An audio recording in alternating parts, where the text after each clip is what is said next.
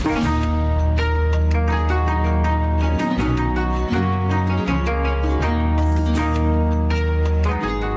there, everybody. Welcome back to another edition of the SevereMMA podcast. And today, it's everyone's favorite podcast. It's the State of the UFC Address with myself and your guy, Spencer Kite. We're going to be going through every division. We're going to be looking at every division. We're going to be looking at who's the next contender, who's doing well towards the top, who are the best up-and-comers, and there's no one better in the world than Spencer because he knows everyone in the UFC inside and out. We're going to talk about every bit of all of that. But before we get into it, we have to tell you that this episode is brought to you by our friends over at Manscaped, and it's almost Christmas time, it's almost the New Year time, and you know there's never a better time, never a better time than to head on over to Manscaped with the promo code SevereMMA and get 20% off and free shipping. They have loads of shower products now. They have loads of shaving products. Everything you would always want for Christmas, you can get over at Manscaped. The Manscaped Platinum Package 4.0 is a one-stop shop for the man who deserves it all. It's been everything you need to help deck your balls, deck your halls even, from head to balls, just in time for the mistletoe season, or even a little bit after it. The Platinum Package is each product from the best-selling Performance Package, plus it has the Ultra Premium Body Wash, Ultra Premium 2-in-1 Shampoo and Conditioner, which I absolutely love, Ultra Premium Deodorant as well. It's the best way to smell fresh all day and all year. The Lawnmower 4.0 Body Trimmer and the Weed Whacker Nose and Ear Hair Trimmer. I always fuck that up every single week. They feature proprietary advanced skin safe technology to protect your delicate presence. They're also waterproof. They have the 4000K LED light, so you can throw them under the tap, or you can shine your whole way. Once you've all that done, then you have the shower products, which are sulfate-free, vegan, and made to have your skin feeling hydrated and smelling fresh. But smelling good doesn't stop at the shower. The Crop Preserver Ball Deodorant, Crop Reviver Ball Toner can solve stank problems all day long. Once they touch your sack, you'll never go back. Platinum Package 4.0 Sitting Under Tree is guaranteed to put anyone in the holiday spirit, and for the perfect stocking stuffer, or even post-Christmas. I know the people are going to be doing a bit of dry January if they're going out for dinner maybe with the missus, or meeting the friends for a table quiz or something. That body buffer, it's the right job. Get lovely and scrubbed up there. It's better than any loofah. So got 20% off and free shipping with the code SevereMMA at Manscaped.com. That's 20% off with free shipping at Manscaped.com and use the code SevereMMA. Manscaped, get your balls ready for the new year. Right, Spencer, let's talk about it. We're starting at heavyweight, Spencer. We're starting at heavyweight because I just recorded a bit of the Q&A there, right? And people are asking me, what are your top 3 most anticipated fights for the next year? What do you want to see out of the UFC? Who do you want to see? And there's nothing I want to see more than Francis Ngannou back. There's nothing more I want to see than John Jones moving up to heavyweight. There's nothing I want to see more than either of those two guys fighting each other, or Cyril Gane fighting either of or both of those two guys. Nothing excites me more than that. We have some great fights. We'll get to them with the featherweight champion fighting the lightweight champion, and the rematch at middleweight probably, and a rematch at welterweight, and plenty more. But God almighty, heavyweight in the top of that division. It feels, do you know what as well, Spencer, before I shut over to you, it feels like we did this exact podcast at the exact same time last year. I was going to say the same thing. Yeah. We did this last year and we were like, what's the most exciting for this year? And it's, okay, well, we've got Ngannou and Cyril Gane to start the year this year, right? UFC 270, interim title, undisputed title, champion versus champion. It's going to be the start of a great year at heavyweight. And then it turns out that Francis Ngannou had a blown knee and needed knee surgery, and is at an impasse contractually with the UFC. And we were like, okay, but John Jones can come back and Stipe's there and we'll get this all sorted out. And then when Ngannou's figured out, we'll be back and in the mix and it'll be great. And 12 months later, here's Sean and I talking about the same damn thing. I can't believe you don't have that as one of your. Oh, I used to have. You need to get the sad trombone on the stream deck. I mean, it's the thing by the time this comes out, I think we'll have recorded and released our year-end takeaways. And we're doing sort of a year wrap. And the first thing is just we went another year without John Jones. Like, it's getting to a point, and maybe I'm alone in this thought, but it's getting to a point for me where it feels like this guy's just burning years. And I get all of it. I understand contractually and wanting to make sure you're paid what you're worth and the opportunity is the right thing. All of that makes perfect sense to me. But from a legacy standpoint, from a fan standpoint of wanting to see this man compete and test himself again, if the argument was that you weren't being tested and you couldn't find the motivation for those last few fights, certainly going to heavyweight will do that, I would think. And then we get to see you again. Like right now, you're sitting on a bunch of bad performances, not bad performances, but like probably should have lost to Dominic Reyes, nearly lost to Thiago Santos. And then there was the Anthony Smith fight where if Anthony Smith just continues to take a knee, John Jones isn't the champ. So like the last three have all been not great. And now we've gone 2.5 years, almost 3 years since we've seen him. And so it just burns those valuable years from his prime. Now, going to heavyweight, certainly you can compete till later in your 30s into your early 40s, as we've seen with some people, but it's every year that goes by, every couple of months that go by where it's no John Jones fight officially announced. Like I'm at the point of, I don't care when people tell me that it's close and they're working on. I want to see the poster officially. I want to see it pop up on UFC.com that this is happening.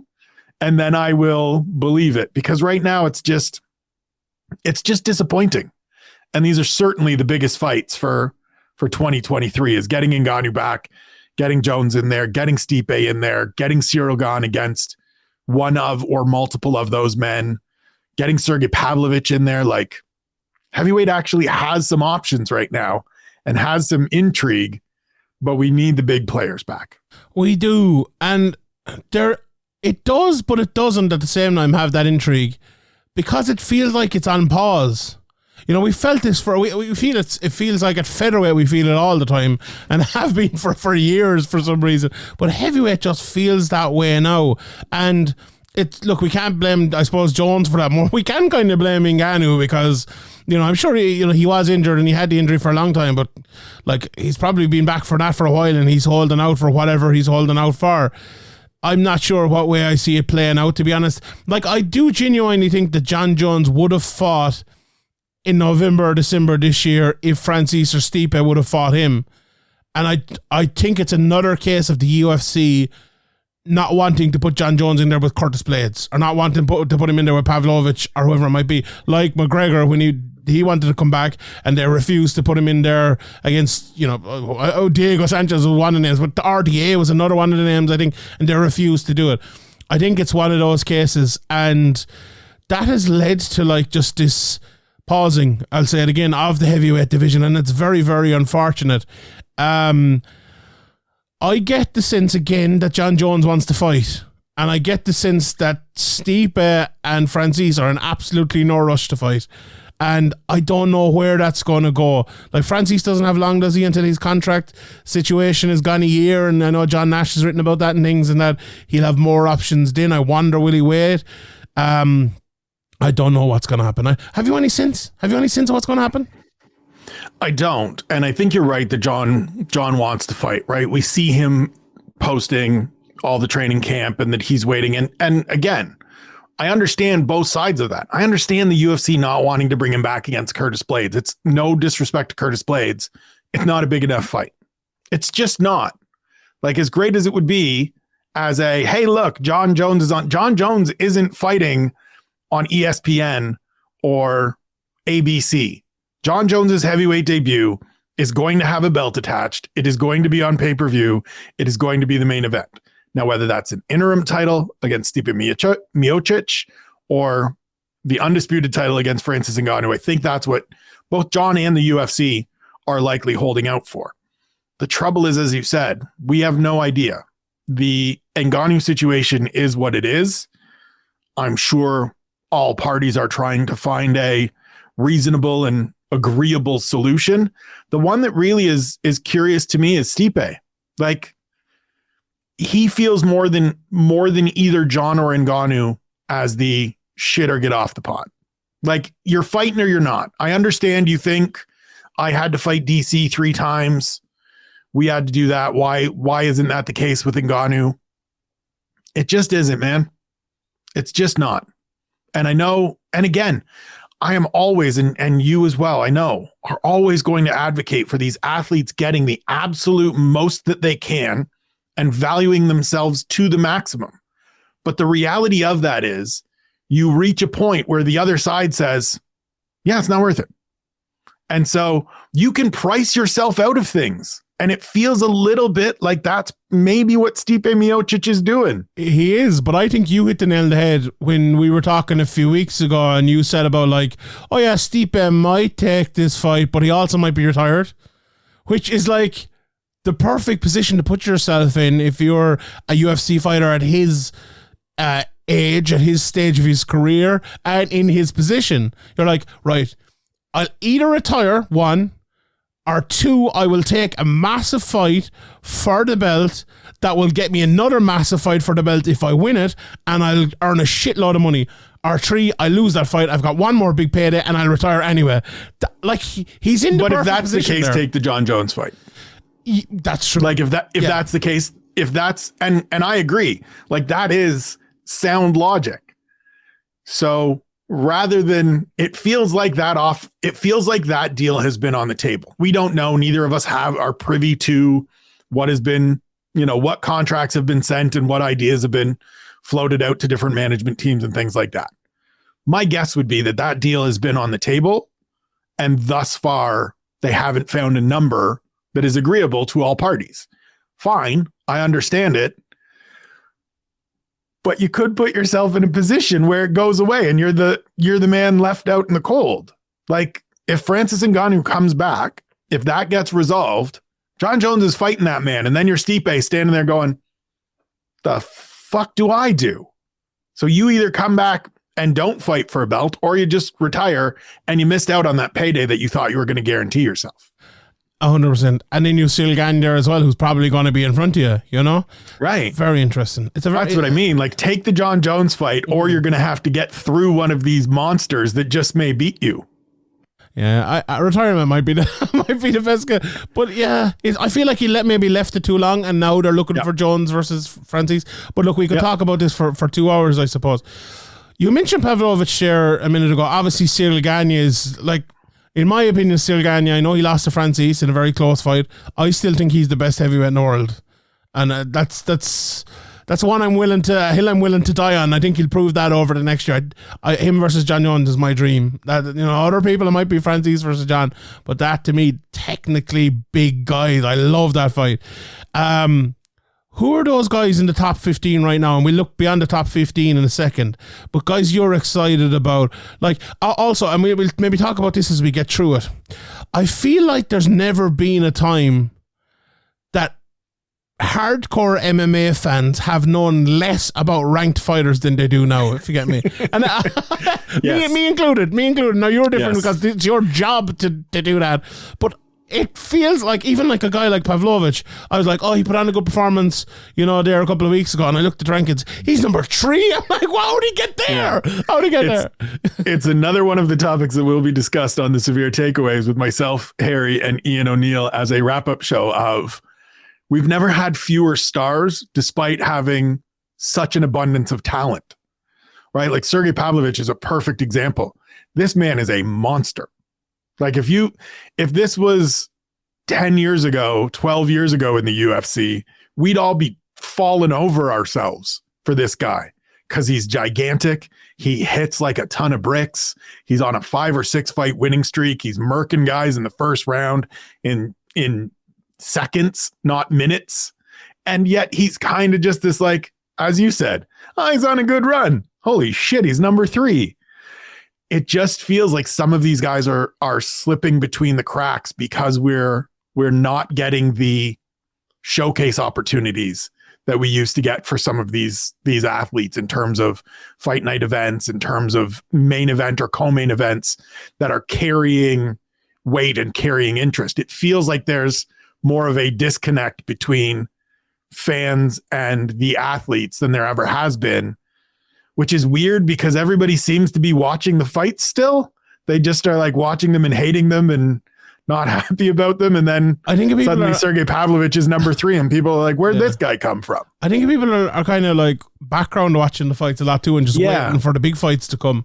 Which and look, we all have second screens. We're all engaging in Twitter and things like that, right? And we see that in other sports. I'm sure it's the same over there with Premier League and for you for hurling. No, for me, when I watch hurling, you just 100%. straight hurling and that's it. Fuck off with Twitter. Yes. I mean, NBA here is right. Like part of the enjoyment of watching an NBA game is just having your Twitter up and watching NBA Twitter with all the memes and all the jokes and all the everything. And I feel like that is taking some of the attention away from athletes. But you asked who stands out. I mean, Pavlovich obviously is let's continue to see where this guy's ceiling rests.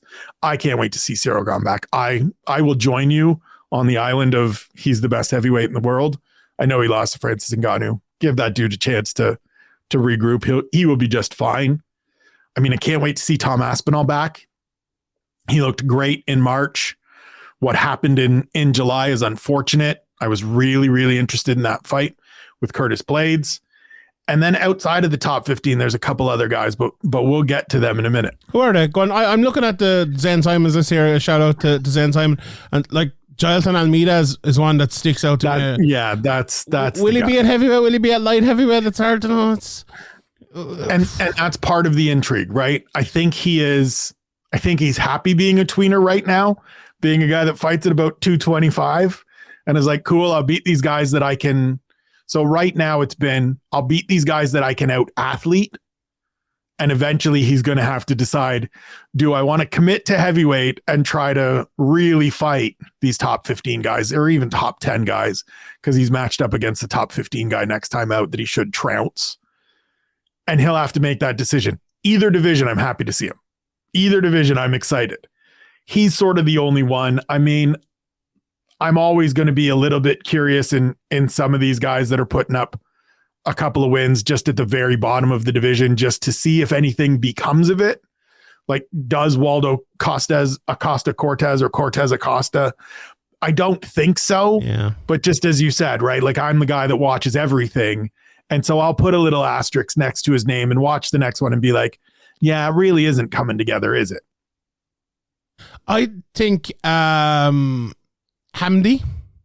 Abdullawa, he didn't look amazing in that first fight, but he's only a few fights into his career, and he's a guy that maybe you could be looking at in a few years. Maybe not the biggest for the division either, but a big heavy guy and looks good. So maybe Martin Buday as well, like just a giant human being. Mm-hmm. Hasn't looked great thus far in the UFC, but very early in his career. Get him a couple more fights, a little more experience, and we'll see where he gets to. There's the last thing on heavyweight. There's very few fights actually made for heavyweight at the moment. Like we have Jailton Almeida versus my guy Shami coming up at whatever it is, UFC 283.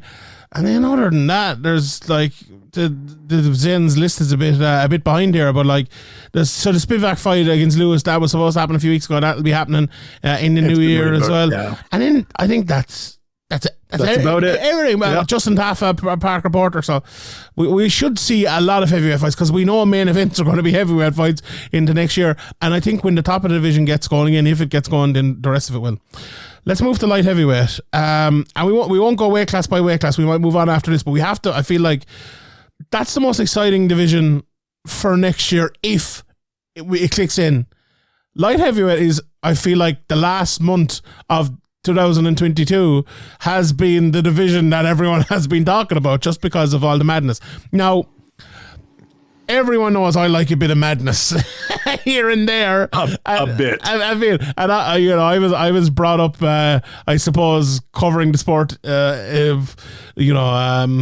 I suppose worldwidely anyway in the Conor McGregor era, and it's I live in the chaos. I'm like fucking Bane from Superman or something, and this chaos light heavyweight was just so fun. Like in the space of 10 days there was 5 different lads booked to fight for the same title, and I thought it was 6, but Glover Teixeira was booked for twice, so it was 5. But do you like that chaos, or are you just like, I can't believe they're running this like they just hit a fucking iceberg and there's another lad with a pickaxe in the back making holes in the bottom of the boat? So I was perfectly fine with Prochazka vacating because he's got a very serious injury that's going to leave him on the sidelines throughout 2023 from the sounds of it, right? That feels like what is being communicated is that he's going to be out for a full year at least, if not more. So that was fine to me. And doing Błachowicz versus Ankalaev made sense. I understood. They went to Glover first. He was like, nah, man, I'm not fighting that dude on short notice. Fine. It's not ideal. I would have rather have seen Glover continue to be in a fight, because like, how do you go from being in the fight to not being in the fight is kind of a weird look. And then pivoting right away after the draw to Glover and your boy Jamal Hill. Look, if we're just trying to figure this out, sure. I'm the same as you. You want to give me a bit of chaos? It's fine. I'm okay with it. I don't care that Jamal Hill is number 7 in the division, in the rankings, whatever it is. He's looked great. Give him a shot. I don't need to see him. This is what I talk about and what you and I talk about pretty regularly. I don't need to see him beat Anthony Smith, because I can tell you what would have happened in that fight. He'd have beaten Anthony Smith. God love you, Anthony Smith. And I'm sorry that you found out that you got bumped on live television, because that was fucking awkward. But he'd have beaten you.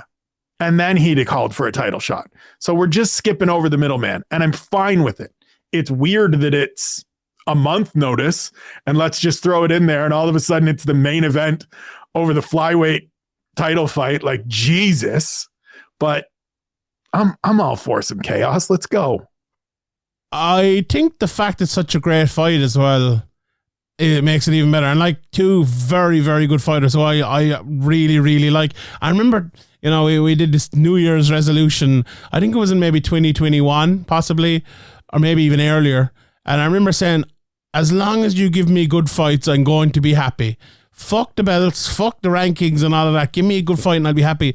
And I try to keep that in my head a lot of the time. And when it comes to this sort of stuff, you know, with the interim titles and the rankings and all this, and do you know what? I really like that fight. I really, really like it. So I'm not going to complain about it too much. Yeah, it's the right test for Jamal Hill. Like, you've been the advocate for Jamal Hill from the get-go. This is the litmus test. And it doesn't mean that if he loses, he can't get to that level, whatever. But this is the experienced guy. This is the gritty guy. This is the guy that can take a shot and come back. He can wrestle. He can grapple. He can punch you in the face. Like, this is perfect. I can't wait for this. And you know another thing that this does, right? It really opens up the division, because if you look at the rankings now, number 1, Yuri Prochazka is out at the moment. Teixeira is about to fight for the title. Ankalaev just fought for the title. Blachowicz just fought for the title. And number 7, Jamal Hill is just about to fight for the title. So of the top 10, there's only 4 guys who haven't like had a title shot within the space of a month. So like, if you're Rakic and you're coming back from injury, or even if you are Anthony Smith, let's say they match the two of them up or something, or, you know, Krylov against Rakic or Krylov, whatever it might be. All of those lads have there's 5 people. All those lads have a massive opportunity to win one fight and get themselves into a title shot. And the same even maybe for Ankalaev and Blachowicz can get back in there and win one. So that to me, it makes the division very, very interesting, and interesting in such a way that, you know, Graham's word jeopardy, it gives all of those fights, if they are made, jeopardy. Every single one of them. And that's exactly what we want in a division that is actually, you know, there's a lot of pretty exciting fighters, or fighters you want to watch. Like I know you have a soft spot for Ankalaev, as does Harry. Everyone loves Prochazka. Everyone loves Glover Teixeira. You know, Alexander Rakic is my best friend on Twitter. It's absolutely great. I love Jamal Hill.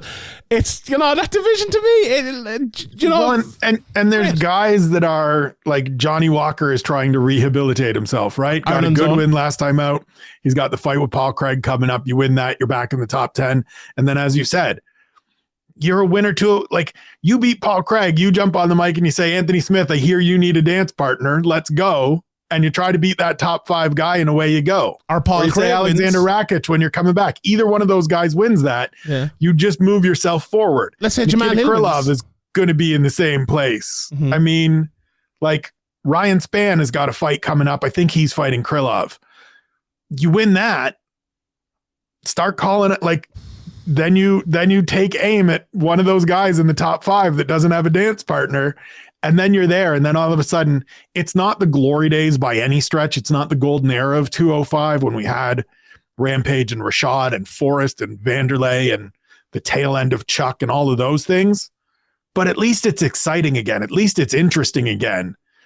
And there's people coming up and people that have been hanging around that are now getting their shot and sort of figuring it out a little more, like the Ryan Spans. I think we see Paul Craig at least rebound to where we don't think it's, he can't do this. It just, I'm telling you, if he beats Johnny Walker and Jamal Hill wins the title, he just broke Jamal Hill's arm off of his body a few months ago. Like, it was probably 2 years ago at this stage, but wasn't that long ago. I'd be if you're Paul Craig, 18 months ago, left him laying there with a flopping around arm. Call him out. Paul Craig, champion 2023. Let's make it happen. We've pretty much gone through the whole top 15 there. Some of the up-and-comers in that division, it's interesting because a lot of people in that division, like Yuri Prochazka is 3-0. You know, he's only had 3 fights. Jamal Hill has only had 7 fights. There's a lot of the guys right there towards the very top who have only had a few fights. Someone asked me about, actually, I went through some of it. Do you know what? Carlos Ulberg is a guy who I like. I think like he lost 1 fight, didn't look great, but he's come back, has done well. Amazat Murzahanov is 2-0 in the division. There aren't a lot of guys with great records in that division on the way up. Anyone stand out for you as the guy you think maybe he could kick on and get into the rankings in this year? I mean, Ulberg is certainly right up there. He looked really good against Nick Negamarianu last time out. We saw the development. We saw greater patience, greater understanding of using his reach, his length, his power, all the things that make him dangerous. I'm always going to have a soft spot for Tyson Pedro. I think he's just a fella that enjoys himself and loves life and is fun to watch. Like, win or lose, it's entertaining. He got handed a couple of, here you're back after several years away. Have yourself some victories this year. He'll get a sterner test at some point next year. He's booked for UFC 284 in Perth. That should be a win against Zhan Minyang, who won on the road to UFC shows in the summer in Singapore. And then beyond that, like, it's, as you said, Murzakanov is a little bit older, but still undefeated for his career. And so certainly worth watching. And then you just look at guys like Jamal Pogues, who has fought at heavyweight. He's fought at light heavyweight. He's fought at middleweight early in his career. Always sort of showed some potential on the way up. Has had some personal issues, some familial challenges, but is now in the UFC and is a guy that, you know, is one of those competitors that if he could ever get it right and ever sort it all out, the upside is there for him to be somebody that can have maybe not championship, certainly not championship upside, but into that lower third of the top 15 upside. Let's talk about women's MMA. And I feel like we had a very chaotic 18-month period with people we didn't expect winning titles, people we didn't expect putting on unbelievable displays and almost winning titles. And we in 2022 with 3 champions, Amanda Nunes, Valentina Shevchenko, and Zhang Weili. Okay, we very familiar names. Very familiar names, back at the very, very top of it. But all of them, like, at 115, there's always going to be a bit of chaos there because the division is so good. But it feels like the other two, they've never been less guaranteed of destruction, I think, than they are right now. Shevchenko, okay, she had an off night, but Amanda Nunes did not look good in the second fight against Pena and got destroyed in the first fight against Pena. Right. First question I want to ask you is about Amanda Nunes, and then I want to ask you about 145 in that division. What's your sense of Nunes? Like, is she finished? That division, he says, as if it's a division. Is Nunes finished, or did she have an off night and then kind of needed to mentally get through the last fight and she'd be back to normal next time? Or will it be big issues again next time? So the one thing that works in Amanda Nunes' favor is that there's not a lot at 35 either. Like, just made the joke about 45 not being a division. It's not like there's a lot of fresh talent at 35 that's going to challenge her either, right? Number 1 contender, Juliana Pena. Number 2, Ketlin Vieira. Okay, maybe She's big, she's strong, sure, but it's an ugly fight. Holly Holm already dispatched her. Irene Aldana, if she can get one more win and get in there, maybe. Already beat Rocky Pennington. Don't think she has any trouble with anybody below that. Like there's just nobody for her really. And so I think we're seeing her at the point that John Jones said he was at of it's hard for me to get excited about this. She and Nina have had their daughter, Reagan Ann, who is growing. They want to have more of a family. Like I think she is at the point of, I have a couple more fights. I think the Kayla Harrison fight not coming together, Kayla not coming to the UFC, yes, probably takes a bunch of steam and a bunch of excitement out of Amanda Nunes. Like and out of Kayla too, and out of Kayla too, as we saw. She knew she was going to beat Juliana Pena in the rematch. I think we all did. Like Amanda fought a terrible fight the first time around, and paid for it. It happens. She went back to old Amanda and got beat. She came out, she did what she needed to do in the rematch to get her belt back and be a double champ again and all of those things. Great. Continues to have beaten everybody that has ever carried gold in that division. It's a ridiculous achievement that I will continue to talk about every time she fights. But I think she's just at that point where there's no more challenges. And so Kayla was interesting, right? We go up to 45. I don't have to worry about weight cutting as much. She brings a whole different skill set. She brings a bunch of excitement, a bunch of energy, and it didn't happen. And so the fact that we're towards the end of the year and we don't have any idea when Amanda Nunes is coming back or what's next, kind of leads me towards maybe we get one in the summer and that's it. Who do you think that's going to be? Like, there's no standout name to me there. I mean, it depends. So, Juliana Pena is going to be advocating for, okay, I've got one, she's got one, let's do it a third time. Fine. I don't really need to see it, but fine. As I said, if Ketlin Vieira can go out and get maybe one more good win, if they want to do that right away, I'm okay with that. I know there's been talk of Holly Holm and Yana Kunitskaya as a fight. I don't really need to see the winner of that fighting Amanda Nunes, but if it's to get Nunes one more fight and one more victory, then great. So Ketlin Vieira is set to fight Raquel Pennington in early January. I think the winner of that is, if Ketlin Vieira wins that, she's probably in line just because we've already seen Amanda Nunes beat the next couple people in line. And so if that's a fight you want to do during International Fight Week or the second pay-per-view of July that there usually is, somewhere in that range, June, whatever, sure. And then, like I said, it just feels to me like we may be at the last year of Amanda Nunes. I like the Aldana fight if that was possible to put it on. I don't know about records and everything like that and how she's getting on, but I just like that fight. But yeah, it just feels like Amanda Nunes. And that division in general, like the 145 pounders that don't always fight at 145 pounders, it feels a bit like boxing. You've Kel Harrison in the fucking IBF. You have Amanda Nunes in the WBA, and you have Chris Cyborg in the WBO. And they're talking shit on Twitter and never going to fight. They're all fighting fucking Derek Chisora every week. Like, it's just, that's what it is. And the weird thing about it, like, those three fighters, they fought once. And it was one of my favorite fights of all time. That fucking Cyborg versus Amanda Nunes fight. During the fight, amazing. I don't think I love more than that fight. And it's sickening, really, that we don't see that as people, old school MMA fans. But yeah, it's interesting. Any up and comers in that division, Spencer? You see at obviously 135, 145 doesn't really exist. Like Carl Rosa, she won 5-1 in the division. Anyone you see? Leah Letson? Not really. No. Like, sadly, this is the other part of it, right? There just isn't any emerging, intriguing, like, I don't know if there just aren't female bantamweights out there or if they're signed elsewhere. Certainly there's some in Invicta. Like, if the UFC signed Tanisha Tennant, who is the champion in Invicta right now, interesting. Carol Hosa, we saw her lose to Sarah McMahon in this past year.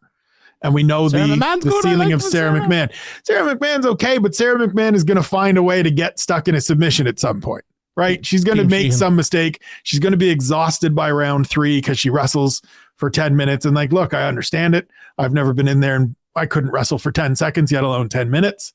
But there just isn't anybody, right? Like Chelsea Chandler looked okay in her debut, but like she's, I mean, 8, 9, 10 fights away from being somebody that I'm genuinely interested in because it didn't look great. And so the UFC needs to either find some people or somebody needs to go on a run. Like Julia Avila will come back at some point. She and her husband just had a baby very recently. Congratulations to them. She will come back. She's always been interesting to me. They're to me but too. She's also stumbled a couple of times. Mm-hmm. Yeah, it's interesting. Just a yes or no answer on this one. Will the 145-pound division be there this time next year? No. Interesting. If Amanda Nunes is gone, no. Yeah, could be.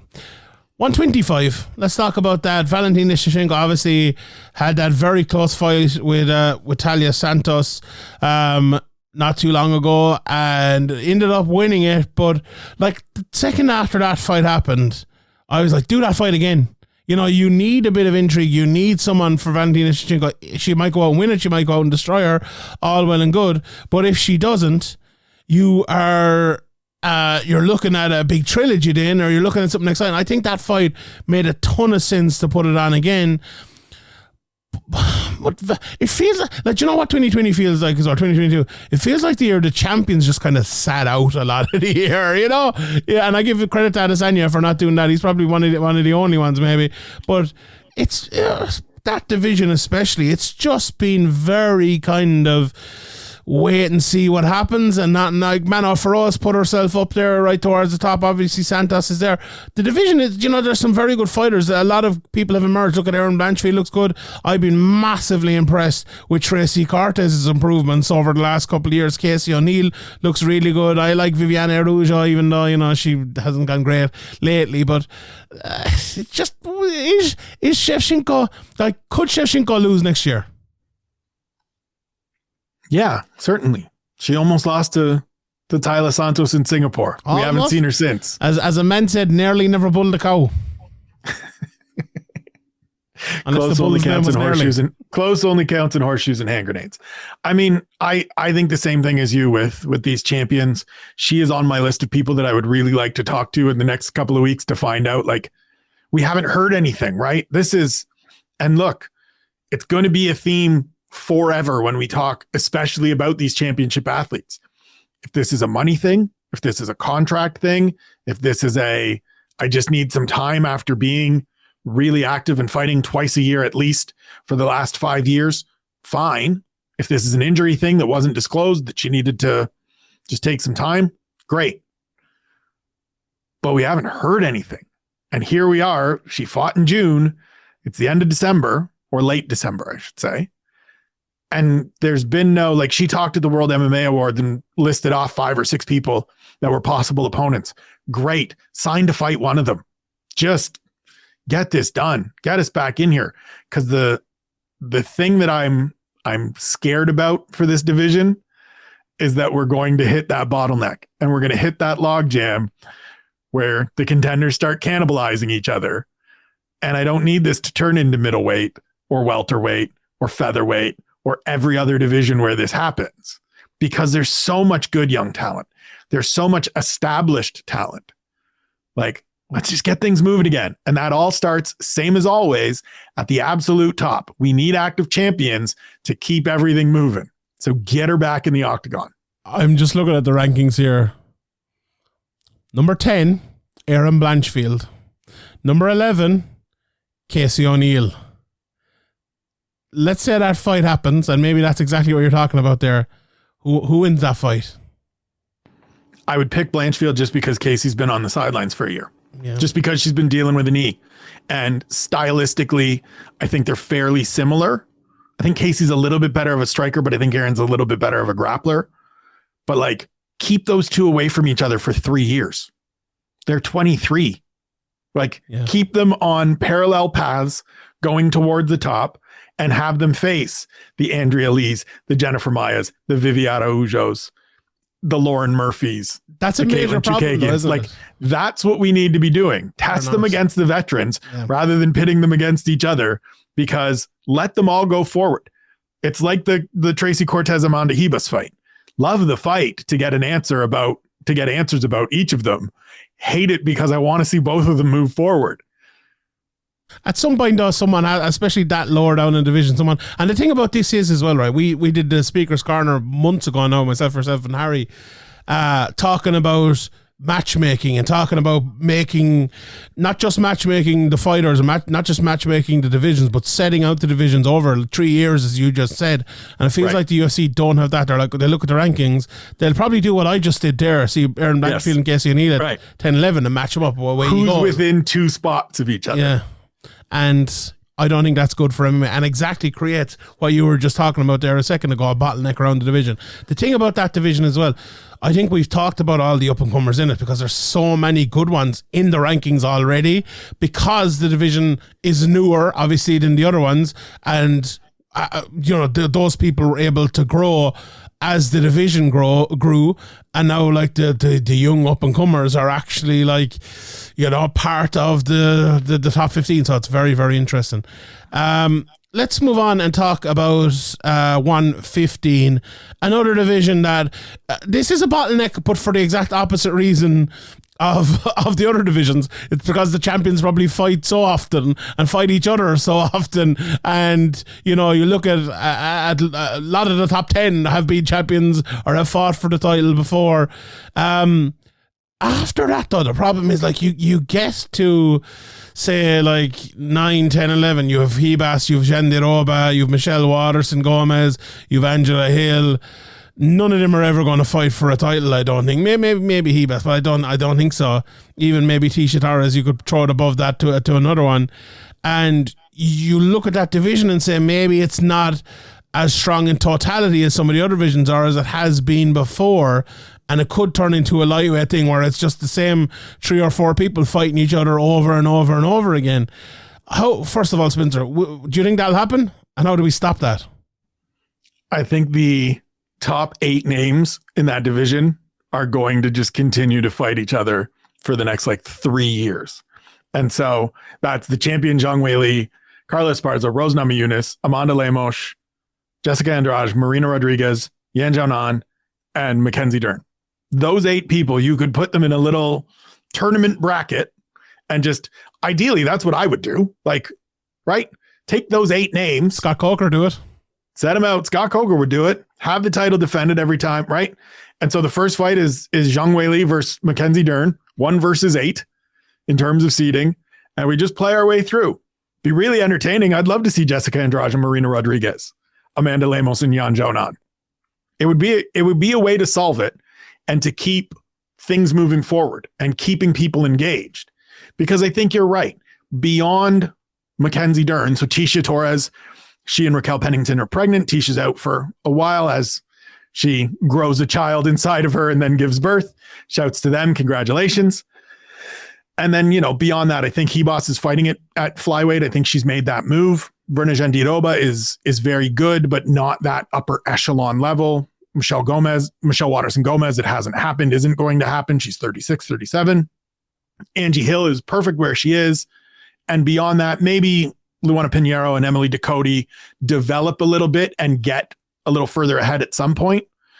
But that upper tier is just so far ahead of everybody else that let's just do it. Just steal from Scott Coker. Do the tournament. Mm-hmm. Even if you don't really specify it, even if you don't say officially this is a tournament, find some way to book that through. Now, some of that is incumbent on Rose Namajunas returning and fighting. Maybe you need one or two more people to come up along the way. I have one. Yeah, Tatiana Suarez. Yes, that's exactly. And she was. Oh God, yes. She's apparently coming back, isn't she? She's apparently coming back. I won't be surprised if she comes back at flyweight. Really? That's interesting. That would be my guess. Yeah. She's 31 now. And look, she's 31 today. We are recording this on Tatiana Suarez's birthday. Happy birthday, Tatiana. Happy birthday, Tatiana. She was expected to come back in a flyweight fight last September against Roxanne Modafferi. And so I think that's probably where she comes back. Makes that division even adds to what we were saying about that division. Jesus, gets even better. But Yeah, she's if she's fighting at 115, good Lord, get her in there right now with somebody in that top 8, and let's just see what happens. Because she was my pick years ago. Oh, she was everyone's pick. She was unbelievable. She wins the title. Nobody stops this wrestling. She goes through everybody and just smashes. The win over Carla Esparza was one of those ones that if you didn't sit up and go, oh, okay, this is serious, you weren't paying attention. Carla Esparza crawled so Bo Nickel could run, basically. That's what happened there. Spencer, let me ask you one question. What country are you in right now? I am in Canada, good sir. Do you know what? I absolutely love visiting Canada, and I do it all the time when Bellator is on. I do it sometimes when PFL is on and all of that. And I think a lot of MMA fans have to do that an awful lot because they get very frustrated, you know, and especially in my part of the world there, because they can't watch MMA. It isn't televised, it's not available in their country. And you know what? With NordVPN, you can go to Canada, you can fly over, it's a lot cheaper than flights, and you can change your virtual location that the country is showing, Bellator or PFL or whatever it is, that you want to watch, and you can watch it live, and it's absolutely brilliant. Along with that as well, you know, we have a big issue at the moment with cybercrime and all of that, and with NordVPN, it's the absolute one-stop shop for cybersecurity. It's incredibly easy to use. Just one click and you're protected. You don't have to be a tech genius like myself and Spencer are to use it. With your NordVPN account, you can have up to 6 devices as well protected, and you no longer have to worry about hackers, malicious sites, and pop-ups for the price of a coffee a month. You've complete peace of mind knowing that your devices are all protected. You can also get Canadian Netflix, or you can get American Netflix and all of that. Watch more stuff. You can, I believe if you go to Mexico as well with your VPN, sign up for Netflix, it's even cheaper. So absolutely brilliant. It'll save you money, and it'll pay for itself. Pay for itself, basically. Flights as well, really, really good. So absolutely fantastic.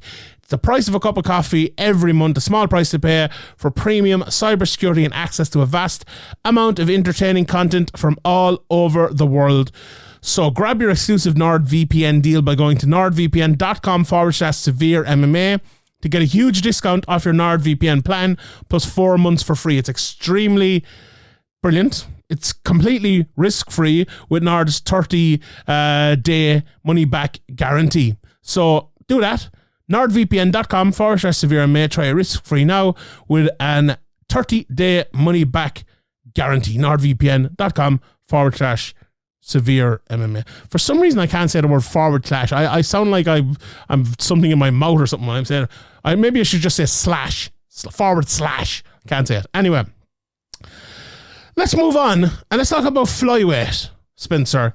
Obviously, we have the quadrilogy coming up here between Davidson Figueiredo and your boy Brandon Moreno very, very shortly in the first pay-per-view of the year. We had a few flyweights fighting the other day. We had Amir Albazi. We had Manel Cape or whatever the fuck you call him. And I don't think we've ever had a time where flyweight has been such fun. We have some, like Mohammed Makayev on the way up. We have, Kai Kara-France. Okay, he lost for the interim title, but he's knocking lads out all over the place. Pantoja's fun. Rival is fun. I always love watching Matt Schnell win or lose. Albazi is, as I said, he fought at the weekend. Suma Dajari and all that as well. And Tim Elliott's still inside in the middle of it. Fly never die, Spencer. Fly never die. It's an exciting division, and I'm looking forward to the quadrilogy. What's your thoughts on 125 at the moment? I've been saying for a few weeks that this division is going to be front and center for at least the first quarter of 2023, but probably to me the whole year because of what you just said, right? We get a title fight at the first pay-per-view of the year. Even if that champion needs to be out for 6 or 8 months, we're going to get another one somewhere down the line. And the competition and the fights to get there are going to be outstanding. We've seen that even in the last couple of weeks, as you said, right? Manel Cape, David Dvorak last weekend, Matthias Nicolau and Matt Schnell before that. Like Kai Kara-France is fighting Alex Perez in Perth in February. Pantoja's hanging around. Things are getting exciting again. Like, not that they ever weren't exciting in this division, but they're getting exciting again. And I think there's going to be consistent exciting fights in this division all year. The trouble, and I think you and I talk about it regularly when we do this, is that it feels like flyweight comes in waves where we get like some good fights for 3 months and then they go away for a bit. And so if we can spread that out a little bit more, and I think some of that just happens organically, right? Brandon Royval's coming back from an injury, so his timeline is a little bit shifted. There'll be some other people that are coming up or coming down that will slot in there and figure out in there. I mean, Amir Albazi seems to be ready to fight every 3 months, so we could just keep rolling him in there. But it's going to be an outstanding year at 125 for sure. Who are the up-and-comers in that division? I'm looking at the division here now, and it looks a bit like heavyweight or something, that a lot of the guys who just came into the division are either like 1-2, 2-1, 3-1, 2-3. There are a few people like Albazi, like Makayev, like Jeff Molina, who are 3-0, Tatsuo Tiara as well. But the vast majority of the people with, say, 5 fights or less or 6 fights or less have all lost a couple of fights. And for me, that shows the quality of the division. Who are the guys that stick out? Like, obviously, Makayev, we've talked about him many times before. Maybe there's no need to mention him. Who are the other guys to you that stand out? I'm interested to see what Jeff Molina continues to evolve into. Obviously, he's got some challenges in front of him with the whole Glory MMA situation and the James Krause situation. Tatsuro Taira has looked terrific to me for a 22, 23-year-old fighter. He's supposed to be fighting on the card in Seoul, which looks like it's up in the air and maybe shifting to the UFC Apex with the Korean Zombie being hurt. Jake Hadley's still interesting to me. Alan Nascimento that beat Jake Hadley is still interesting to me. Jimmy Flick's coming back. He hit a flying triangle on Cody Durden in his one and only UFC fight and then was like, cool, I'm out. And now he's back. You want to give me a guy that hits flying triangles? I'm in. I'm always going to be in. And then you just see some of these other guys, right? Carlos Mota was okay in his debut against Cody Durden, former LFA champ. See what he does, with a little bit more experience, a little bit more time. There were a couple of guys off of the Contender Series that haven't fought yet that are just, look, I'm not advocating for them being top 10, top 15 guys within the next year, but are just interesting to see what they develop into, right? Clayton Carpenter, Vinicius Salvador that was supposed to fight last week or a couple weeks ago now against Harry's guy, the Mad Bastard, Daniel De Silva. And so there's always going to be a few young talents that are coming through. I'm sure there are people outside of the promotion that are going to fall onto that list as well. You look at 135 then, we'll start at that kind of area, and I feel like there's more sticking out there, like the two Saids, as Harry called them, that fought at the weekend, Said Nurmagomedov and Said Kakaramanov, both with 3 fights in the UFC, one of them 3-0 and one of them 2-1 now. Is it if that's that's around right? I think you've Javid Basharat in there, you've Umar Nurmagomedov, who's obviously ranked. I think Said is ranked as well at the moment. You've Adrian Yanez, who's 5-0 in the division. 135 is such a strong division towards the top, and Farid Basharat's coming in there as well. Those two brothers look like they're on a real fucking run towards the relevance here, I suppose, which is hard to find in the UFC. We know we've seen Cameron Simon and Raul Rosas Jr. both getting wins the other day. It's an exciting time for that side of the 135-pound division. He's Rosas, maybe, he's only 18. We'll give him another bit of time, not put him up there with the other lads maybe, but God almighty, the level of talent there. Like, you're looking, I probably named the future UFC champion in the 5 or 6 guys I've named there, I would say. And that's exciting to see, and to see all those young guys move up, isn't it? Yeah, I think the name that you mentioned that has future UFC champion written all over it is Umar Nurmagomedov. But that's still a couple of years away, I think, which is why this is exciting, right? We've talked for the last couple of years that this is the deepest, most competitive, most well-stocked division in the UFC. And the names that you listed and the way you just ran through that is why. We have fighters that are 1-0 or still to debut in the UFC, like Farid Basharat, that are intriguing and on the way up.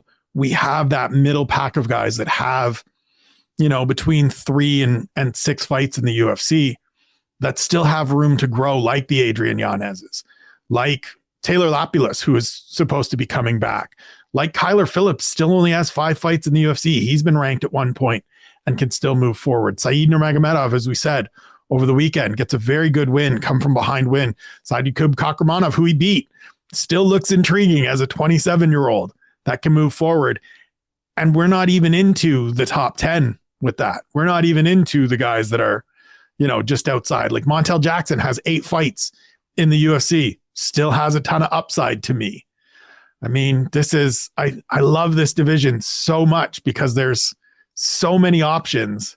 And then we get into the really good stuff. Then we get it. Like Jonathan Martinez isn't ranked and has looked great. Chris Gutierrez isn't ranked and has looked great. It's an amazing division. Every year I look forward to it. Like you could match so many of these guys up in so many different ways, and I will, yes, sign off. Let me see it. I want all of it. I'm just looking at Zane's list here, and you know what really sticks out to me, right? And this may sound like a negative, but it's not. The amount of losses that the top guys in this division have, it just shows you the quality. Like, let me run through a few of them. Like, Rafael Assunção, okay, he's kind of been maybe a gatekeeper in the division for a while. 8 losses. Chito Vera, 6 losses. Dominic Cruz, 4 losses. TJ Dillashaw, 5 losses. Pedro Munoz, 7. Aljamain, the champion, 3 losses. Rob Font, 5 losses. Cody Garbrandt, 5 losses. John Martinez, even you just mentioned, 3 losses. Corey Sandhagen, 3 losses. Petr Yan, 3 losses. Like you look at other divisions, even someone like Jashvili, who looks unbeatable, 2 losses in the division. And Sean O'Malley maybe is the one that stands out. He's only the one, and that was a bit of a weird one. But you look at other divisions, and that's sometimes the case, but not always the case. You have lads like Islam who, has he lost once, or some lads undefeated when they get it right up there. Volkanovski undefeated, and others as well. That bantamweight division is survival of the fittest in the fucking most outwardly clear way that you possibly can be, and no one gets there unscarred or unscathed. And to be at the top of that division, now some people might say, Aljamain is not the best 135 pounder in the world and whatever, but Aljamain has served his fucking juice to get there, as have all the other lads. And you look at Yan, like, spoiler alert, but Yan has won our biggest disappointment this year, or whatever it is, the name of that award. And like, God almighty, he could have won both fights. It's just, he was viewed as someone who was so good, but that division is so amazing at the very, very top. It's almost impossible to be close to perfect up there. It's amazing, Spencer, isn't it? This is the thing that separates, to me, MMA from boxing. You go through tests to get to the top. And while it's great and certainly interesting to see an undefeated fighter work their way forward, or somebody go on the kind of run, as you said, Islam Makhachev, we'll get to him shortly, I'm sure, 1 loss, and he's on this beautiful run. Alex Volkanovski, 0 losses in the UFC. That's certainly exciting. I also don't mind seeing guys go out there and test themselves. Like you mentioned Corey Sandhagen, who to me is one of the guys that jumps off the page in this division, yes, to speak about how dangerous and talented it is. He's 8-3 in the UFC. The losses are all to guys that have carried the title. He certainly has the capability to do it himself, but he also could be one of those guys that just doesn't get there because he keeps running into fucking killers. Like every time out, he just ends up against some tough, miserable opponent, and you win one, and then you face Petr Yan, and then you win one, and you face Aljo, and he just happens to get you, right? Like these things happen. Like Aljamain, his 3 losses. He just ran, like he dipped into a knee and took one in the head and then dabbed on him. Like this is what makes this division and this sport to me great, is that for the most part, we get athletes being tested when they need to be tested so that we learn the true value of them, the true level of them. Whereas it's, boxing, you tend to see, we're going to go out and put up 20, 25, 30 wins, and then we're going to face one guy once and we'll see what happens.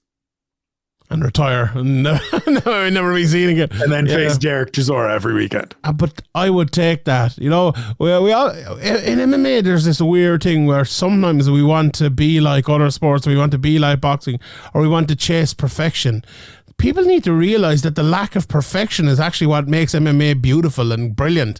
Like whether that was with the fighting or even with judging and things like that. It's like, let's design the sport to be fun, and let's design the sport that a guy like 3 wins can have, with 3 losses like Aljamain Sterling or like Petr Yan can have the respect of all the fans, and we can still absolutely love them. Like, look at Figueiredo or any of the other divisions we talked about. Amanda Nunes has lost a lot of times, and we still call her the GOAT, and she is the GOAT. You know, Demetrius Johnson has lost a couple of times. He's up there behind me in my wall. I couldn't respect the fighter more. Absolutely brilliant. It shouldn't matter. It shouldn't matter. And I don't think it does. But anyway, this 135-pound division, what happens? Tell us. Let's say Aljamain Sterling has 3 title fights this year, and let's say he wins them all. Who do you think the 3 people will be? Put me on the spot here. I love it. And that's what we do here, Spencer. I love it. Don't be killing time now. I think the first one should be Sean O'Malley. Like, it just makes sense. I do, because I think you just capitalize on it, because I don't think so it seems like we've heard rumor that it's going to be Henry Cejudo. Yes. Who comes back and walks right into a title shot. And I sort of understand it from the standpoint of he gave up the belt and pieced out. So fine. But I think you got to do the Sean O'Malley fight. Like, Sean shouldn't face anyone else coming off that Petr Yan win, because you just capitalize on it. You put him in there with Corey Sandhagen, he might lose. You put him in there with Merab, he might lose. And so if Aljo gets through Henry Cejudo, it should then be Sean. And then after that, it's whoever sort of sorted themselves out to be next in line. I would think it'll be someone in the Chito Vera, Corey Sandhagen range. I think those two want to and are going to end up facing each other. And then the winner of that kind of hangs out and is like, great, I'll take O'Malley or the title. What's Merab Dashvili going to do? He might end up being the odd man out. So Aljo has talked about, I'll go up and clear away for Merab. I wouldn't be surprised if he's the guy that gets in there with Petr Yan. I wouldn't be surprised if that's a fight they make. I wouldn't be surprised if they try to do Corey Sandhagen, test him against the guy that has shown a little bit better takedown defense, a little bit more interest in getting up and getting off the fence than we saw from Jose Aldo in that last fight. I also wouldn't be surprised if he's the guy that ends up facing Umar Nurmagomedov. And they give Umar let's see if we can shotgun this. I love it. And get him in there. I would love the shit out of that fight, just from the scramble standpoint. If but this is he's the odd man out, really right? Is. He's in the weird spot because his close friend and training partner is sitting at the top of the division. If this was pro wrestling, right, what would happen is Aljamain would fight against Henry Cejudo in his next fight. He'd win, and just as he's given the post-fight press conference, up on a big screen would be a picture of Ray Longo on like a chair in a dark room with like a bag over his head, and then there's Merab Dashvili. He's just coming out, I got him, and then just this big heel turn. That's what I want to see. Merab, come on, get it going. Do you know as well, the one thing I have to say here, and I feel like this is always a very positive podcast, but what the fuck were the UFC doing with Jose Aldo? They put him in there with fucking Merab Dashvili. They gave half of TJ Dillashaw a title shot. Worst matchup possible. Oh my God. I had to mention that because I feel like if we're talking about the state of the UFC, by God, that was the biggest fuck up I think the UFC maybe matchmaking have ever made. Like, genuinely, it was ridiculous. You had one last chance with Jose Aldo and you put him in there against Dashvili for the most boring fucking fight of the year. Oh, Jesus. I don't know. Like, and as well, you're talking about Jose Aldo, a lad who had to fight against Frankie Edgar twice. He had to fight against Chad Mendes. So it's not as if this is a guy who hasn't given people more chances even than they deserved maybe in the past, and for him to be given one, I don't think anyone would, and it's not even he was given one, he earned it. Like, I think most people agreed he was the guy who should be next. I can't believe that. I can't believe it. Anyway, let's move on. We're going to jump here to middleweight because I want to talk about featherweight and lightweight last, and we're jumping all over. We're jumping all over the place here. We're getting crazy. Middleweight. Do you know what? Your favorite division. No opinion from me here. You tell us about middleweight. Go on. What do you think? It's terrible. Yeah. Okay, I guess my opinion is out there too. So go on. It's terrible. Like it's gotten worse. So Harry and I were talking just offline after the weekend where we had Jared Cannonier and Sean Strickland. And my lead takeaway from that, and I wrote about it in the recap that is up on SevereMMA.com at the present, and that is that the top three guys in that division are so far and away better than everybody else that it's not interesting. Like Jared Cannonier to me won that fight. Fine, great, whatever. I don't need to see him face Robert Whittaker or Izzy or Alex Pereira ever because he's not beating them. He's just not. He doesn't have the repertoire. He doesn't have the push to get it done. Nor does Sean Strickland, nor does Marvin Vettori, nor does the ghost of Derek Brunson. There's a couple of interesting people, right? Roman Dolidze is starting to look a little interesting. Dricus du Plessis, a little interesting. Your guy, Andre Muniz, booked to face Brendan Allen. That's an interesting fight. I still like the upside of Nasruddin Imavov. Yeah. But is he going to close the gap to face and beat Robert Whittaker? Maybe a few years down the road as Whittaker starts to slide back. But right now, it's just such a hard division to get excited about because the gap in talent is so vast. It was weird. But myself and Harry talking on the podcast over the weekend, myself and Ian talked about it as well. But like, there's this guy, I don't know if you know him too much, but Christian Leroy Duncan, he's the middleweight champion in Cage Warriors. And I was saying, like, if you could think of one guy from this local scene that could come in and win a title, it's very hard to do that, because up and comers or whatever. And you look at a guy like Christian Leroy Duncan, and you're thinking to yourself, this guy could beat some of the top 15 right now at the moment. You're thinking, like, if you put him in there with a Sean Strickland, could he win that fight? I think he probably could, and maybe he would. If you put him in there against Darren Till or a Chris Curtis even maybe, or a Kelvin Gastelum or a Paulo Costa. And that's a weird thing to say about someone who's had 7 fights in their career. And now that means he's very, very good, but it also means that the division is really, really, really bad. And to kind of realize that, I suppose, is an example to show how bad the division is, that someone who is so kind of young and so up and coming could beat guys who are ranked like number 5 and 6 in the division or number 7 in the division, and it's not a good thing to say about it at all. Like, you look at some of the up and comers in that division as well, and it's hard to pick out someone who is actually going to stand out. Like, obviously Bo Nickel, like maybe Joe Pyfer could be one of the guys that stands out, but I don't know, like, is like Dricus du Plessis, as you mentioned, Spencer, 3 fights. I don't think he is actually that, or 4 fights now. I don't think he's that great. Carvalho might be the guy that sticks out. Like, the champion is only 4 fights in the UFC. There's Andrei Petrovsky and other ones as well. But as I was saying, like, the division is just so light and just so bad that it's almost like we don't see a light at the end of the tunnel necessarily with where it's going to go next. Like, and it also, it makes the decision for the UFC almost easy to make that rematch because there's no one else really there. Like, Whittaker versus Pereira would be a great fight. Absolutely, I would love to see that.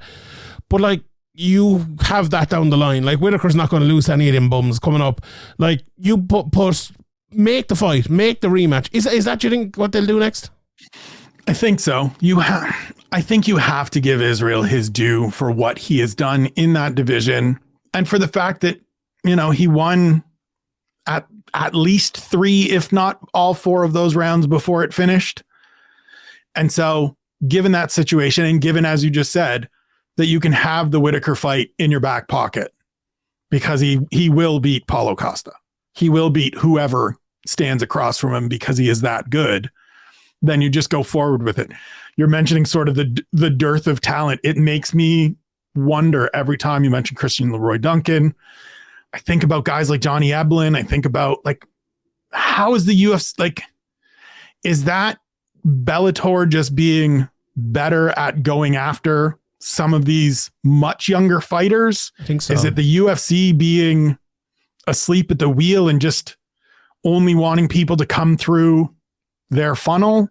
Joe, it's weird. It would be really nice to see some of those guys in the UFC right now. Yeah. The weirdest thing about this middleweight division, right, is a guy like Johnny Eblen, who's a very strong wrestler. If people don't watch Bellator, he's the champion there at the moment. Has wrestled his way there. Very, very good all-around fighter, but a tremendous wrestler. Middleweight doesn't really have that standout wrestler, does it? Like, looking through the top 15, Till not a wrestler, Curtis not a wrestler, Gastelum, he can wrestle but not a wrestler, Imavov, little bit but not necessarily. Munoz, I suppose he kind of is, but more maybe a jiu-jitsu guy. Duplessis, no. Hermanson, no. The lid's a bit, but not necessarily. Strickland, no. Costa, no. Brunson, a bit, but no. Vittori, no. Cannonier, no. Whitaker, no. Adesanya, no. Pereira, obviously not. There's none there, yet the division is really fucking boring. Isn't that weird? Isn't that a weird fucking thing? It's very weird. It's very, very weird. So a bunch of it is what we talked about earlier, right? This division has cannibalized itself for years because there was a push to get Israel up. There was a push to get Rob up. Things like that. And so we had stretches where fighters were off. We had an interim title at one point. That sort of led to a bunch of these. And like, truthfully, part of it is that a bunch of these guys that got pushes and that got opportunities aren't that great. Yeah. Darren Till, turns out, not that good. Just the way it is. Marvin Vittori, good, but not really good. And so you just get stuck like Sean Strickland, good fighter, limited fighter. And so you just get stuck in a spot where there's a whole bunch of sameness that feels right. Like Kevin Holland was a thing in this division 2 years ago where it was, hey, maybe he's the guy. He should go back. Turns out, no. Oh, definitely not. Turns out he can't wrestle to save his life. Literally. I mean, the really interesting thing is, as we're talking about sort of guys that maybe not got away, but like you had the opportunity to get a look at. Aaron Jeffrey went out and beat Austin Vanderford. Both of those guys passed through Dana White's Contender Series. They didn't look great. Aaron Jeffrey lost, but he lost to Caio Bahaio, who you've now signed and shotgunned into a, hey, look at our big star coming off Contender Series. Rob Wilkinson as well? Rob Wilkinson has done what, like, it just feels, I don't know what it is. Maybe it's that Joe Silva's gone, and Joe Silva used to be a maniac about finding talent from all over the place. But it just feels like if there's a division in the UFC that could use 2 or 3 interesting, relatively young, but talented fighters to turn up in the next 18 months, it's middleweight. And it's always middleweight. Indeed. Let's talk about welterweight. And everything that you said there a minute ago is the exact opposite for welterweight, because this has some brilliant, young, up-and-coming fighters, but fighters who are both up-and-coming and in their prime, kind of. Like, you look at even Usman, even Edwards, but Chimaev, Bilal is on a great run at the moment. Wonderboy looked fantastic against Holland. Gilbert Burns is fighting Neil Magny, isn't it, soon? Is it Neil Magny? Or is it Jeff Neal? I always get Jeff Neal and Neil Magny mixed up. I think it's the Neil thing. It's like, I don't know. But look, Shavkat is on his way up. This division is just so fucking great. It's just so fucking great. Have you any idea what's going to happen with the belt? Is Usman injured? Is he injured, or is he going to be fighting Edwards, or is it going to be Masvidal? What's going to happen, Spencer? I feel like if it was going to be Usman, we'd be getting the announcement sometime now. I have a feeling that it's not going to be Usman. I have a feeling that it's going to be Masvidal. Oh God, no. Which is awful. I want it to be Bilal Muhammad because A, that'll win me a bet with our guy Ian O'Neill. B, he deserves it on merit, like in terms of, doing the thing that you're supposed to do of winning fights. I mean, could they just say, all right, screw it and do Chimaev? Sure. But I don't necessarily think they want to do that to Leon at home. In England, yeah. Like that would be real mean. That'd be a real shitty thing to do. Hey, your first title defense, we will give it to you at home, but face this guy. And I do think he needs one more after all the chaos earlier in this year of missing weight and the whole thing coming apart. And so which makes the Masvidal thing even more stupid. Like, let's be completely cards on the table. It is dumb. It is 5 years beyond. I mean, I guess it's not even been 5 years since it happened, but it's 2 years beyond its expiration date. Like the 3-piece in Minnesota was fun when it happened and the fight should have happened. And Masvidal didn't want it. Now that he's on the other side of it and Leon has a big shiny belt, he's like, yeah, it's my turn. Remember, we have that beef. And it's the saddest thing imaginable. Because he'd know who'd win, like, you know? Yeah, it's sad seeing him and his representatives be like, you never wanted us. We're still here. Remember when we beat? It's like, he asked for that. We all saw it for years. It's like when Dana would do the like, nobody wants to fight Chimaev. And Neil Magny's standing here perpetually with his hand up. Yeah. Like, yeah, I'll do this. Anytime you want, I will do this. No, can't see anybody that wants to fight Chimaev. Bilal said he wants to fight Chimaev too. Maybe that's what they do. I mean, Colby seems like he's out until things get resolved in a court of law, where his tooth heals or whatever's wrong with him. But yeah, the good thing is, as you said, there's still a whole fuckload of talent to deal with. I just looked number 10 there, and Shavkat Rakhmonov is just waiting in the long grass. Just, who am I going to destroy a couple of times before I get to him? And Jeff Neal is a hell of a fight. Yeah, it's a hell of a fight. Lord. Can't wait for it. Let's go. Lordy, great fight. Do you know one thing as well that people aren't saying enough? And I said it the second it was announced on Twitter that this title fight is going to be on in fucking Wembley or whatever it is. And Dana White, did you hear Dana White's excuse why they can't do it in Cardiff? Because, we don't want to do an outdoor stadium in the UK. Yeah, it's got a roof. It's got a roof. Are you it's got a roof. Are you serious? Like, what? I can't believe the reason they're not doing it is because there's not enough European stars or UK stars. Like, I think they'd sell it out. Blow it out. I think they would, because they don't go and do that kind of thing. Yeah. Generally speaking, WWE did it. Like, I think they could. I know WWE is massive and people maybe underestimate that, but I really think they could do it. I think people would travel the right card. They could do it, but they've, as per often, they have booked themselves into a bit of a corner. Indeed, because they've had Molly fight, they've had Patty fight, they've had Darren Till fight, Tom Aspinall's on the sidelines. I don't think you're hustling Arnold Allen right back around into it. I mean, you certainly could. He hasn't fought in a couple months now, or by the time that event comes together, it'll be 6 months. But they certainly could. Let's be clear. They could. They just chose not to. Give me your two guys on the way up a welterweight before we move on, who you're excited about. I won't throw out any names because I feel like I'm always robbing your names just by reading the list here. But two guys we maybe haven't mentioned yet. In welterweight, I know there's a lot of guys. There's a lot of guys with good records. A lot of guys, kind of, I suppose, waiting just outside the top 15 to get in there. Who are the guys that stand out for you? So we have to do our obligatory Ian Gary mention. Yes, I'm glad you said that. No, yes, have to give our obligatory Ian Gary mention. He still looks like a guy that we all want to see, and we want to see more of in 2023. Hopefully, we get 2 or 3 fights. That would be really. That to me is the important part. I want to see him active as opposed to limited. Jack Della Maddalena is the guy. Yeah. Is the guy right now, right? Like, absolutely clobbered Danny Roberts to get his 3rd win of the year. 3-0. The boxing looks crisp. The right amount of I'm better than you at all times in there, right? Got him in a little bit of trouble with Ramazan Ameev, but he was like, I shouldn't be fucking around. Let me just get this guy out of here. Michael Morales is still interesting to me. He was supposed to fight last weekend against Renat Fakhretdinov, who looked very good. He's certainly in that group as well. And then, Mike Malott looked very good in his debut, knocking Mickey Gall out. Josh Quinlan looked very good in his debut, knocking Jason Witt out. I mean, Cedric Doumbé is on Zane's list. I know he got a win over the weekend, I believe, in an MMA fight. And I saw our guy Aaron Bronstetter be like, cool, get him on the London show.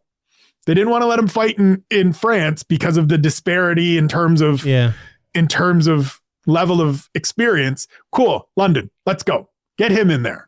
I don't know that he's ready to be or capable of being, but Just do it. Just get him in there. I'm just expecting him to show up in a Bellator card like very, very soon. That's what I'm expecting, but hopefully not. Yeah, he's so fun and he's definitely a guy I'd love to see. Let's talk about Paddy Pimblett. Okay. I find it very weird to see what's going on, and I don't know. I retweeted it, one of my own tweets from about 6 months ago, where I predicted exactly what's happened in the last 2 weeks. Where it's basically like, I cannot wait until people realize what Paddy Pimblett actually is. And now that's in more ways than one. And it's such a weird position to be kind of sitting back and looking at, because like overnight, it was like a click overnight that everyone changed. And it was as if everything that they'd said before had been erased, and they had been saying the exact same things that I'd been saying for years, all the time. Now, I'm not saying I'm any great genius or anything. The only reason I have this information, well, maybe I am. The only reason I'm saying it, according to your WhatsApp profile, you are Sean Sheehan genius. Really? That's what it says. That's what it says in my phone. Fair enough. Maybe it's true. Your contact, Sean Sheehan, genius. Beautiful. I must have changed that when I was drunk or something. But like the only reason I know is because I've been watching Paddy Pimblett for years, and anyone is not hard to decipher. Why is decipher becoming my favorite fucking word? I was on with John Anik and I said it 1,000 times on that fucking podcast. But anyway, name drop, and Kenny Florian too. It's so honestly brilliant and weird to watch. It's mad because like Paddy's not a terrible fighter or anything. Paddy's a good, solid, bottom 25 percentile UFC fighter in the lightweight division because it's such a good division. And that's grand. There's lots of guys like that. There's there's the Jim Millers, the Joe Lozons, them guys who can put on a great career and earn loads of money throughout the years and be fun fighters that we absolutely love that are never going to get towards a title picture. Like, why can't he can be one of them fighters, no problem. But the fact that people are kind of overnight realizing he's not championship material, he's not the next McGregor, he's not all it seems, is fascinating. How have you seen that? As someone who's obviously been on all the previews and stuff with us when we've kind of said that, looked into it yourself, and then kind of like, oh yeah, wait, these lads are right. It's Cage Warriors viewers know the fucking shit about this lad. Yeah, I mean, if you go back and watch those Cage Warriors losses, or even some of the Cage Warriors wins more so nearly. Yeah. You could see that it was like, okay, there's a level here. And even if you watch those early UFC fights, every one of them, he gets clipped or he gets stung or he gets put on a little bit of, and all the stuff that didn't look good in the Jared Gordon fight has been there the whole time. I think the awakening, as we'll call it, of people comes from the fact, or speaks to how the push and the entertainment side of things can do a lot to paper over the actual results and actual performance. It shows how little some fans and truthfully, probably a large part of the audience cares about the meritocracy, about results and who you're beating, as opposed to how you're beating them and the push that's coming behind it. Paddy has gotten a ton of push from the UFC. He's gotten a ton of support from Barstool. He has become a kind of overnight success in the United States over this little UFC run, whereas yourself and the rest of the lads and everybody that has seen him all the way up look at it and just go, this guy? This is the guy. And it's really the funniest part to me is the simple part that you and everybody else here at Severe were going on about rightfully from the beginning. This isn't a 22-year-old or 23-year-old that is still figuring it out and the upside is still uncalculated. This is a 27-year-old fighter who's been fighting pro since he was, I think, 18, 17. 19. Yeah, it's his 10th year. Yeah, like pro, yeah. He's been doing this for a while. This isn't some new, hey, let's see what he gets to. We've got a lot of information on him. And we saw in the Jared Gordon fight that that's about where it tops out. Like, you're not putting him in there with anybody too much more dangerous than Jared Gordon. And if you do, he's going to get whacked. there are winnable matchups in certain ways for him, like there are for a lot of fighters, I suppose. And I suppose he has the benefit of them actually caring about his matchmaking. You can find some wonderful fights that will be entertaining, that are very much winnable. And then there are a bunch of guys that you're just like, nah. Like Drew Dober last week or after his press conference, somebody asked him about it. And I almost tweeted out like, can we just not do the do you want to fight Paddy thing? Because it's just like fighters embarrassed. Stop, please. Fighters are embarrassed. Fighters are embarrassed now. I was talking to Dean about it. I was like, Drew Dober's going to call him out. And then I realized to myself, you'd actually look like you were a bully if you called Paddy Pimblett out now. Because Drew Dober in his media, somebody asked him about it and he was like, the UFC isn't, let's be honest, the UFC isn't going to let me do that. I will kill that man. And that's what it is. And that's, like, if we can just be honest about it and speak of it that way, and I'm all the props in the world for Drew Dober for calling that 100% like it is, and any media member that is at these things that doesn't recognize that yet isn't paying attention or is just looking to get Paddy Pimblett's name into a headline. Someone said Joel Alvarez the other day, right? And I think I was looking a second ago. Is Joel down at one? Is he down at 145? I think he's 4-2 in the UFC, right? Which would make sense with the matchmaking. Paddy's 3-1 or 3-0 or something like that. 4-0 now or something. That'd make a bit of sense. Joel Alvarez would destroy Paddy Pimblett. And I mean, when I say destroy, I mean absolutely fucking destroy him. Maybe a guy like Claudio Puelles, that might be good matchmaking. Although Puelles is good at jiu-jitsu, and that's the only way Paddy can kind of beat someone. Yeah, Claudio Puelles is still a fucking test. Yeah. He's still a test. Like, I'm looking at some of these names here, right? Guram Kutateladze is facing Thiago Moises. You keeping him the fuck away from that group. Terrence McKinney, imagine that. Yeah, Terrence McKinney smashes him in the face.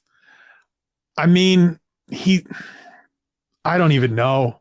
Like, just in the area around him, right? So looking at Zane's list, and shout out as always to Zane Simon for his list of the active roster and things like that.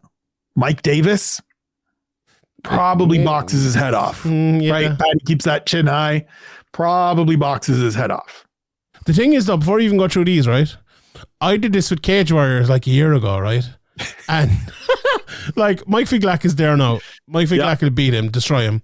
Joe McColgan was the champion at the time. Absolutely destroy him. Mason Jones would he's not even in the UFC anymore, I don't think, would absolutely destroy him. Aggie Sardari, who's lost like 3 fights in, would absolutely destroy him. George Hardwick, I believe they sparred and that didn't go so great. I said it for the longest time. Jamie Malarkey is the test, the litmus point. I think he's got a fight booked for Perth, but like he's that sort of level to me of, and Jared Gordon, truthfully, was that level. Like, if you're not going to dominate Jared Gordon, and by no means did Paddy dominate that fight, regardless of how you scored it, we're not having any more of those conversations. It just shows you where the top end is. And so it's got to be like, do you stick him in there with Mark Madsen coming off a loss? That's a terrible matchup. Just wrestle him into oblivion? Yes, absolutely. That's how Paddy has lost all of his fights previously. Right. So it's going to be Chris Grutzmacher.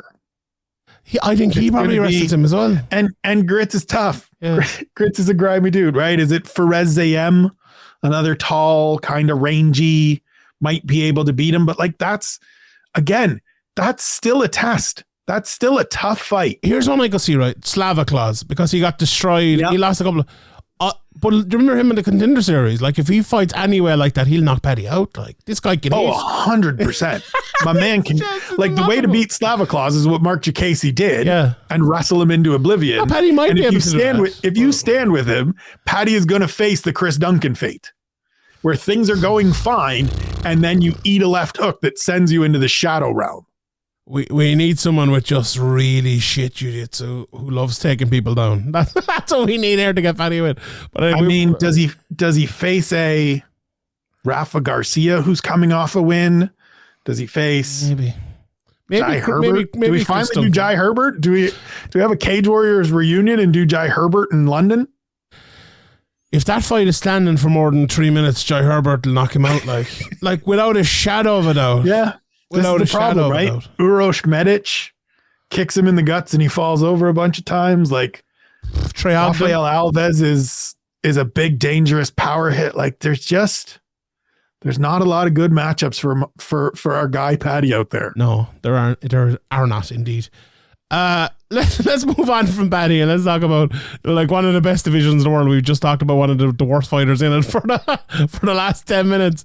Who are the best up and comers outside of the top 15 in that division? I know you've named a few of them there. Like the thing about it, someone like Joel Alvarez, who I mentioned, I think he's such a talented guy, and he's lost 2 of his 6 fights in the UFC. It's another division like bantamweight we mentioned earlier, where you go in there and you lose. Like Marco Madsen is such a talented guy. Ismagulov now is okay. He's still 5-1, a great record. Even Gamrot has lost 2 of his 6 fights as well. It's very, very tough to go undefeated in this division. Who are the guys for you?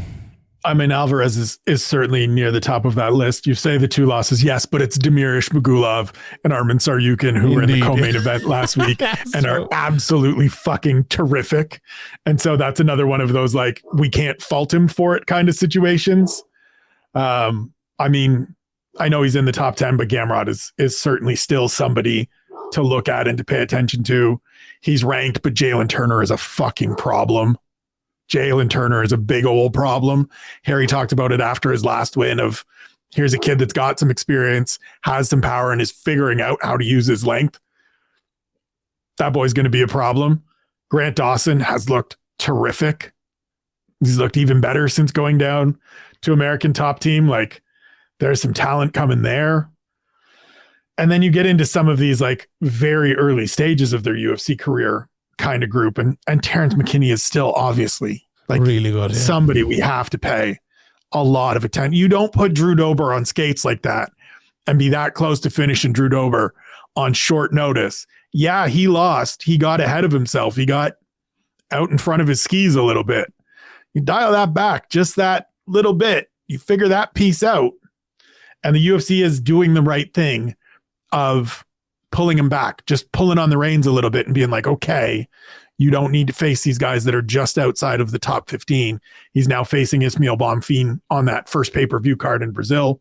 That'll be interesting. I mentioned Goram Kutateladze. He's still in that group. I mean, I'm always going to be a fan of Benoit Saint-Denis. I don't think it goes very far, but stick that guy in the cage and we get to see some fun shit happen. But there's some interesting guys. It's a great division. We just need to clear those 3 guys that we won't talk about, that you dislike so much, that hang around at the top. Genuinely, I want to talk for a second more about lightweight, but I'm not talking about them. I'm not talking about Poirier, Gaethje, and Chandler. I love them guys. They're great fighters, but like they're just holding up that division there. Let's just forget about them. We'll talk about Makhachev in a second when we talk about Volkanovski as well, so we'll meld those 2. But if you're to look at the guys in the middle, and I was looking at this today, and like it feels like it's almost every second fighter. Dawson, Ismagulov, Turner, Saryukin, Gamrot, Fiziev. I couldn't believe when I saw Fiziev today at number 6. And I was joyous to see it there. I was like, Jesus, I'm so glad. And then obviously Beneil as well. The amount of fucking talent in that division. It feels like how many have I named, like 6 guys there or something. God almighty, make an 8-man tournament there and one of them fights for the belt, or even make a 4-man tournament, give Beneil his shot, and then the winner of that 4-man tournament fights for the belt. Oh, I would love to see it. It's such... Who do you think? Who is the guy? Who's the guy who's going to emerge out of them to give Islam Makhachev or Volkanovski the biggest challenge? Just out of that pack? Just out of that group you're mentioning? Or is there anybody? Someone else? Maybe there's someone else. Anyone. But out of that pack as well. I mean, Saryukin's the guy for me. He's the guy for me.